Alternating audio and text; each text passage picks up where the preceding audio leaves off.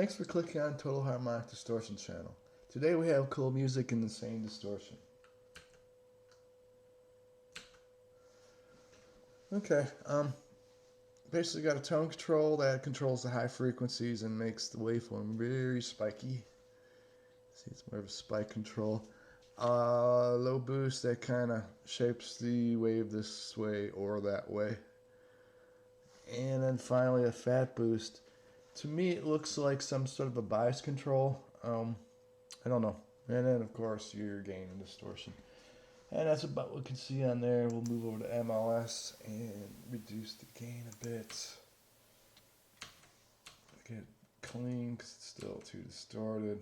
Yeah, let's softly pull the gain down and up. There we go. I can live with that. So the bass boost looks like it hangs out about 110 hertz, 120 hertz. And it is pre-distortion. It has a really deep roll-off. Let me drop this down a little bit more so we can see a little more of it. There we go. That's what the bass boost does. Treble kicks the treble up as usual. It doesn't go very much beyond 5K. And then this fat boost really kicks the gain up a bunch to the point where it kind of distorts.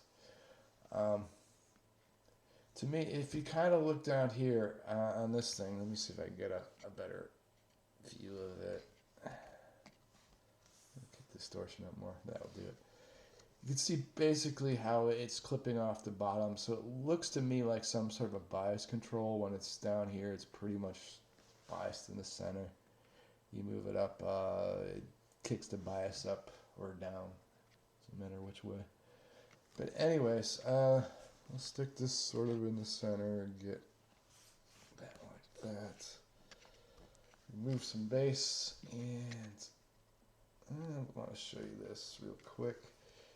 So we go to harmonic side, and one thing I noticed is basically you can get this thing to clip very. Maybe this will do it. Okay. So there's this peak right here at a little over 1K, and you can see the distortion just on that peak on these three things, three harmonics. So as you increase the gain, that starts basically distorting everything, and you can see it kind of pulls up everything. If I put a little more bass in there, you can see that this bass control is pre-distortion because it affects the harmonics more so than anything else. And yeah, it's basically a distortion pedal with a very aggressive tone control. It comes in kind of a cool case. It's really kind of thin, which is sort of cool. Yeah, let's see what we can get one of these for nowadays. Alright, so we go to cold music and same distortion.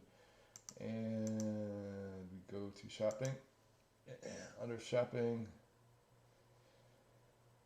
Okay, this looks to be about. There's a lot of used ones. Maybe these aren't new available anymore, but I'd have to cost around $40 on the market. You also get other stuff. Yeah, so it's kind of, I'm not even sure they make these anymore. Maybe they do. It's about $40. As I said, it's a pretty aggressive distortion pedal. Whether you like the sound or not, I'd try it out first because of the aggressive EQ on the thing.